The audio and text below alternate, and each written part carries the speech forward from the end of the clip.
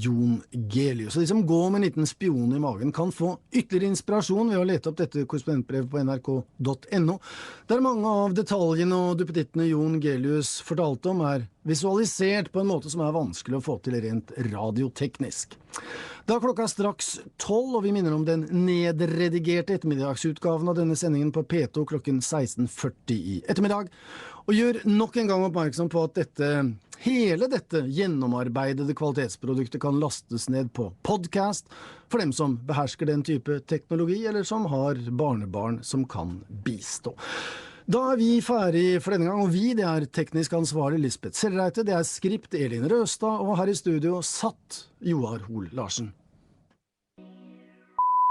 Hello, I'm Jackie Leonard. Welcome to World Briefing from the BBC World Service at 10 o'clock GMT. In this edition, Turkey says its fighter plane shot down by Syria might have entered Syrian airspace. That's not assuaged Turkish anger, though. This is an unforgivable error on our country.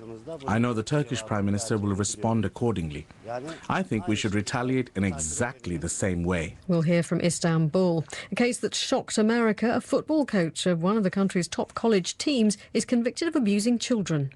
They should get everything that's coming to him, and I hope every day he rots in that prison cell till his death. And in Mexico, an embarrassing case of mistaken identity in a high-profile arrest. They're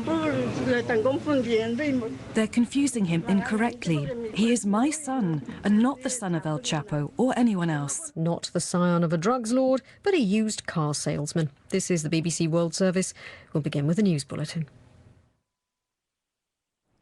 BBC News with Fiona MacDonald.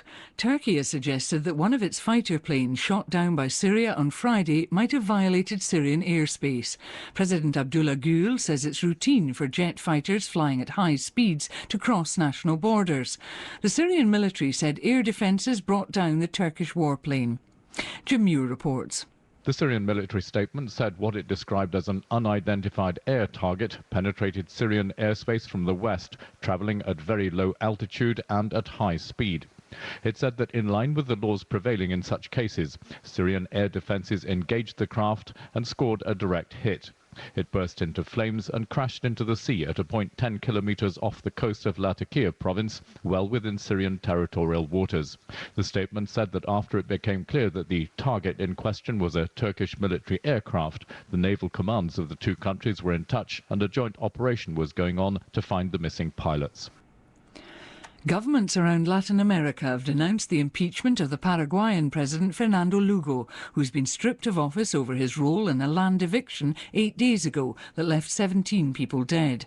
Centre-right governments joined Mr Lugo's left-wing allies in rejecting the new president, Federico Franco, who's been elevated from the vice-presidency. Mr Lugo said the law had been twisted and that Paraguayan democracy had been damaged.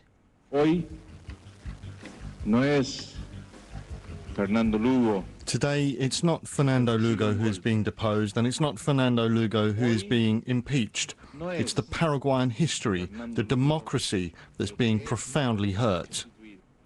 The United States Embassy in Kenya has issued a warning of an imminent threat of a terrorist attack in the port of Mombasa and said all American government personnel must leave the city. Martin Plout reports. This is not the first warning of its kind. In October last year, the US Embassy said there was a threat of an attack in areas that foreigners visited, like shopping centres and nightclubs. Nothing came of that event, but the situation in neighbouring Somalia has escalated tensions. United States forces have been actively involved in fighting Somali Islamists, some of whom have links with the large Somali community now living in Kenya.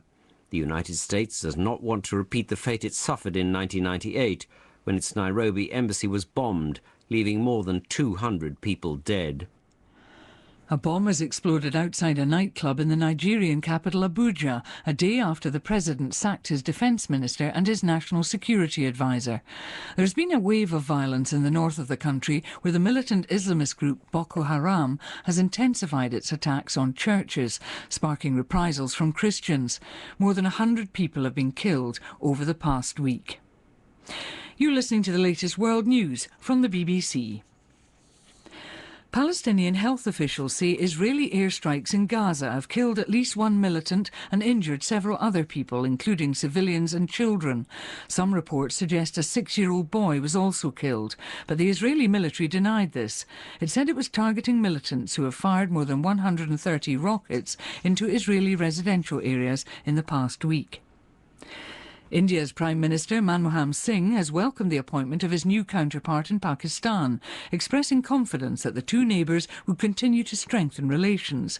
Raja Pervez Ashraf was elected by the Pakistani Parliament on Friday, 3 days after his predecessor was forced from office by the Supreme Court. New research into the death of the British wartime codebreaker Alan Turing, published on the centenary of his birth, suggests he may not have committed suicide after all. An inquest in 1954 decided that Turing had eaten an apple laced with cyanide to escape persecution over his homosexuality. Mike Sanders explains. Alan Turing is today regarded as the mathematical genius who played a key role in breaking German wartime codes. But his inquest in 1954 gave the impression that he was tormented by his homosexuality, which was then illegal. He'd undergone chemical castration and was under investigation for gross indecency. But Professor Jack Copeland says Turing's friends attested that he had borne his tribulations with good humour. He says the half-eaten apple at Turing's bedside had never been tested for cyanide. He says he may simply have inhaled the deadly vapour from experiments with cyanide he was conducting in a tiny room nearby. The skeleton of a giant Asian dinosaur auctioned last month in the United States has been seized by the authorities there after Mongolia demanded it back. The Tyrannosaurus bataar, a 7-metre-long cousin of Tyrannosaurus rex, strode on 2 feet across the Gobi Desert about 70 million years ago. BBC News. Welcome to World Briefing from the BBC with Jackie Leonard. In this edition, reaction to the impeachment of the Paraguayan president, Fernando Lugo, and has the Rio summit done enough to bring about sustainable development?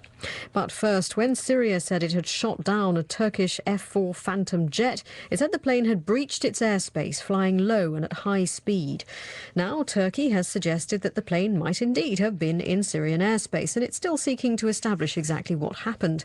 The pilots haven't been found yet. Turkish and Syrian navies are involved in a joint search. Relations between the two neighbours have been under strain since the uprising began in Syria against the rule of President Assad, and tens of thousands of refugees have crossed the border into Turkey. And the downing of the plane has caused anger among Turks on the street. This is unfair. It shouldn't have happened. It's a neighbouring country. They shouldn't have done it. They have enough trouble already. This is an unforgivable error on our country.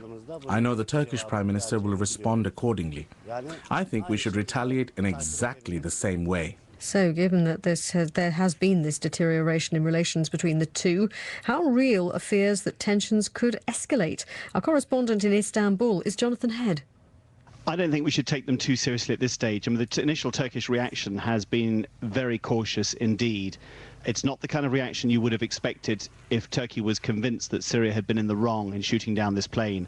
I mean, I've no doubt the Turkish government's taking it very seriously and is very angry that one of its planes did get shot down, but it hasn't specified exactly where the aircraft was. And the Syrian government's own statement makes it absolutely clear that Turkey was inside Syrian territory. It says it was only 10 kilometres off the town of Latakia. Latakia is a good 50, 60 kilometres south of the border with Turkey. If the Syrian statement is accurate, there's no question that this plane was inside Syrian territory. Interestingly, the Turkish president, Abdullah Gül, has just made a statement saying that the government will give no more details about the incident until it is absolutely sure of the circumstances. But he did say it's not unusual for Turkish planes or any planes to stray occasionally into the airspace of other countries when there are missions. And I think the Turkish point, therefore, is even if this plane did stray into Syrian territory, they would not have expected it to be shot down. And of course, given the tensions in the area, though, it's not just about Turkey. It's been described by some reports as a warning across the bows to NATO. Well, I suppose what it does demonstrate is that Syria has very effective air defences. We knew that already. It's been well supplied with state-of-the-art Russian anti-aircraft missile systems, but also that it's prepared to use them the moment it feels